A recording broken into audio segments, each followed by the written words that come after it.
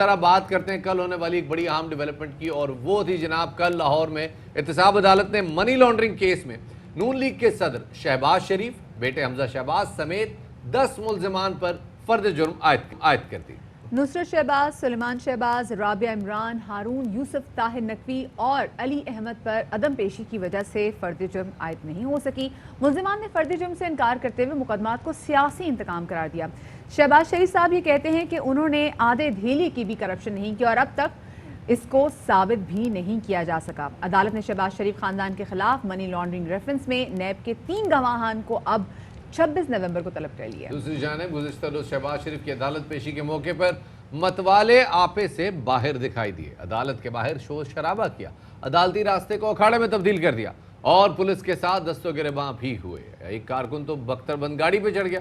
ادھر وزیر اعظم کے مشیر برائے احتساب شہزاد اکبر کہتے ہیں کہ کمر درد اور مفروریاں ختم، اب ٹرائل ہوگا۔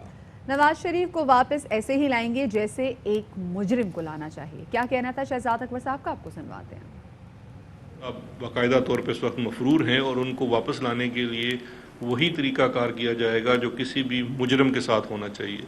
جب تک عمران خان صاحب ہیں اور انشاءاللہ رہیں گے اور وقت دیکھے گا کہ وہ دوبارہ بھی آئیں گے، ان کے ہوتے ہوئے تو ان کو NRO نہیں ملتا، یہ روتے ہی رہیں گے، وہ تو مجھے پوری یقین۔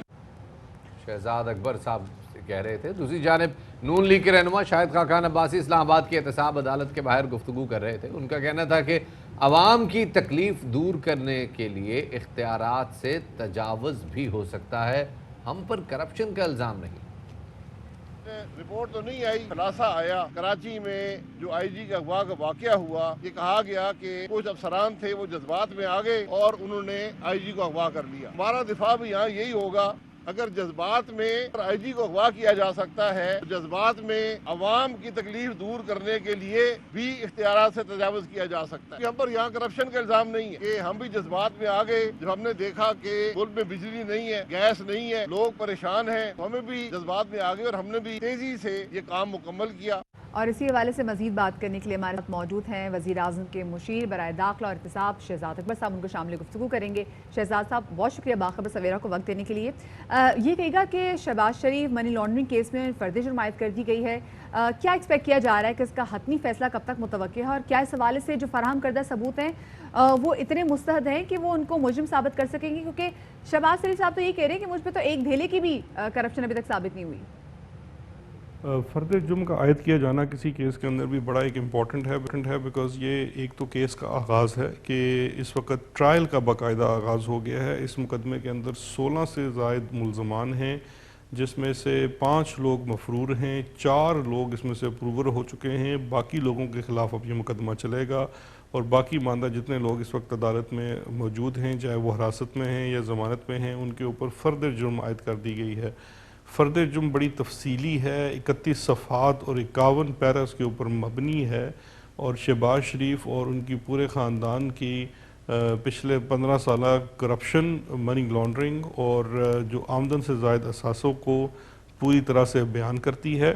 اب اس کے اندر 2 ہفتوں کا ٹائم ڈیفنس نے مانگا ہے تیاری کے لیے، اور اس کے بعد امید ہے کہ یہ ڈے ٹو ڈے ہیئرنگ کی طرف معاملہ جائے گا، اور میرا اپنا اندازہ یہ ہے کہ یہ 4-6 ماہ کے اندر پورا مقدمہ اگر چلایا جائے تو یہ کنکلوڈ ہو سکتا ہے، اس سے پہلے بھی ہو سکتا ہے۔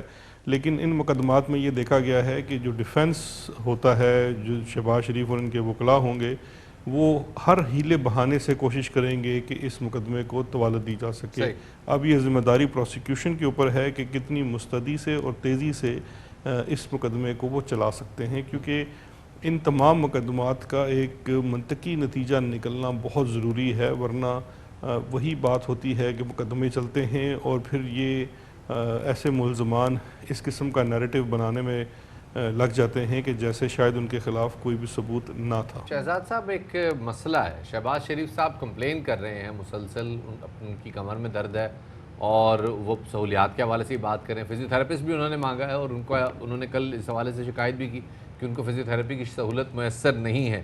اس حوالے سے کچھ بتائیے گا کہ جیسے اب بختر بند گاڑی کا بھی ایک ایشو سامنے آ گیا ہے، اس میں بھی انہوں نے کمپلین کی ہے کہ جی میں اس میں لیٹ کے آیا ہوں، یہ ایشوز کیا سارٹ آؤٹ ہو سکتے ہیں؟ کیسے دیکھتے ہیں آپ؟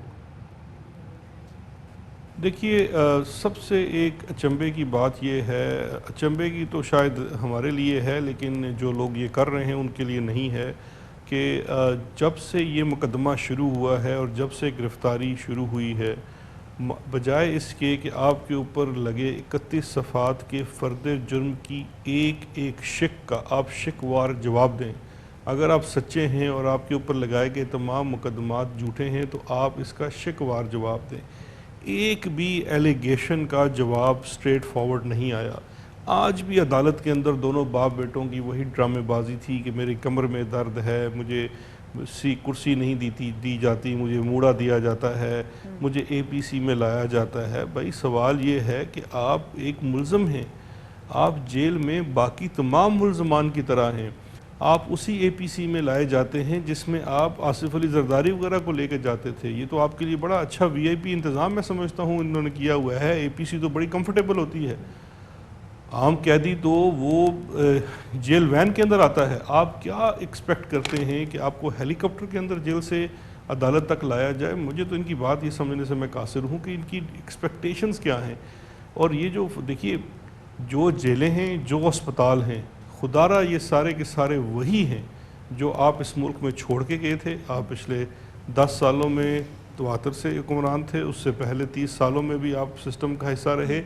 जो आप छोड़ के गए हैं उसी के तहत आपके साथ लेकिन सलूक किया समाव कोई जा ऐसा रहा इदारा है। भी नहीं बन सका जिसमें इनका इलाज भी हो सके। जैसे साबिक वज़ीर आज़म मियां मोहम्मद नवाज शरीफ इस वक्त लंदन में मौजूद है अपने इलाज के लिए, लेकिन अभी तो कुछ खास खबर नहीं उनके हवाले से आई। हुकूमत की जानिब से कहा जा रहा था, स्पेसिफिक डेट भी दी गई थी कि इससे पहले मियां मोहम्मद नवाज शरीफ वतन वापस आ जाएंगे। तो सर क्या अपडेट्स हैं इस हवाले से? देखिए नवाज शरीफ की वापसी के लिए इस वक्त हम बरतानवी हुकूमत से रब्ते में हैं। हमने उनसे इस्तदा की है कि नवाज शरीफ चूँकि एक मुजरिम है, प्रोक्लेम्ड ऑफेंडर है, इश्तिहारी और मफरूर डिक्लेयर हो चुका है, उसे पाकिस्तान वापस हवाले कर दिया जाए। इसके साथ साथ उसकी प्रोक्लमेशन की प्रोसेस कंप्लीट हो रहा है, उसके साथ एक्सट्रेडिशन की भी ऑप्शन को देखा जाएगा। लेकिन इस वक्त हमारा सफारती सतह पे भी रब्ता है ताकि उसको जल्द से जल्द नवाज शरीफ को वापस लाया जा सके। उनको अपने लिए भी बड़ा ज़रूरी है, क्योंकि देखिए अगर वो इस वक्त सियासत में अपना कोई किरदार समझते हैं, पहली तो बात यह है कि अगर इस मुल्क के कानून और आइन को मानते हैं तो वो ताउम्र नाअहल करार दिए जा चुके हैं। लेकिन इसके बावजूद वो समझते हैं कि सियासत में किसी तरीके का वो रोल अदा कर सकते हैं तो वो ख़ुद भी वापस आ सकते हैं। ये बात कहना कि नवाज शरीफ जब ठीक हो जाएंगे तो तब वापस आएंगे, पहले तो मुस्लिम लीग नून ये बता दें उनको बीमारी क्या है। बहुत बहुत शुक्रिया जी। अकबर साहब हमारे साथ मौजूद थे और बता रहे थे सारी सूरत हाल के हवाले से। नून लीग का एक मौक़िफ़, नून लीग का एक नैरेटिव जो सारी सूरत हाल पर डेवलप होता है वो ये कि उन्हें इंतकाम का निशाना बनाया जा रहा है। अब मेरे ख्याल में कुछ ऐसा, मेरे ख्याल में सद्देबाब ज़रूर होना चाहिए, कोई ऐसा नैरेटिव हुकूमती भी ज़रूर आना चाहिए कि अपोजिशन का नैरेटिव जो है वो किसी हद तक दब जाए और बदले की जो बात जो अपोजिशन जिस तरह से प्रोवोक करी वो उस तरह से सामने ना आए।